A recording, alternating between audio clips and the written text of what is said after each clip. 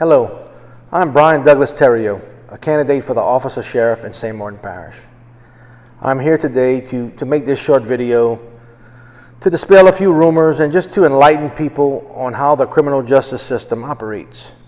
You know, I've been traveling the parish and hearing a lot of things about, these offenders who are caught and they're just let back out on the street, and I don't agree with any of that either. But let me tell you how the system operates. When a crime is committed and probable cause exists and an offender is arrested, he is transported to jail, booked into jail, and that deputy or that law enforcement officer returns back to patrol to finish out his shift.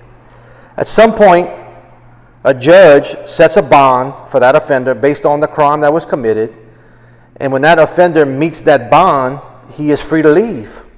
So when people say, well, 4 hours later, I see this offender back on the street doing the same thing, why does the sheriff keep letting these people out of jail? Well, I'm here to tell you, the sheriff is not letting anybody out of jail.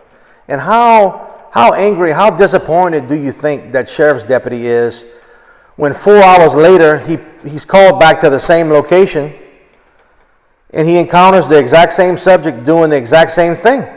Man, that's disheartening. We had something the other day that transpired on the northern end of the parish, and some people were sending me some screenshots of some things on social media and some forums, and I felt compelled to inform people. Listen, I'm not trying to make any excuses at all for the sheriff's office.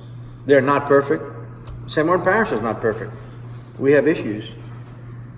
But I'm going to tell you something. If these offenders, these repeat offenders that we see day in and day out and time again, if we continue to just slap them on the hand and tell them don't do that again, that does not work. There has to be an effective deterrent in place to change this behavior. The idea of deterrence is not a new idea. It's a theory, a prominent theory in criminal justice, and it's a theory that criminal penalties do not just punish violators, but also discourage others from committing similar offenses. There's an 18th century philosopher by the name of Jeremy Bentham, and I'm reading this, what he said. He says, basically, the value of the punishment must always be sufficient to outweigh the value of the profit of the offense.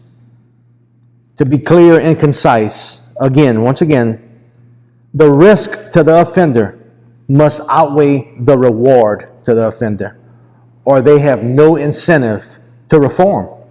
The bottom line is, if an effective deterrent does not exist, then the behavior will not be changed, will not be altered. If we continue to coddle these offenders and give them a love tap on the hand when a crime is committed, these people will be back in our system. A lot of these people we're picking up, they have 20, 30 arrests on a rap sheet. That's ridiculous. We need to hold everyone accountable, from the offenders to the parents to the lawmakers to the law enforcement administrators, the judges, the prosecutors. Everybody has to be held accountable. We would like to thank you for taking the time to listen to this short video, and we plan on making a few more videos in the near future addressing other issues around our parish. Once again, thanks. God bless. If you need, please contact us.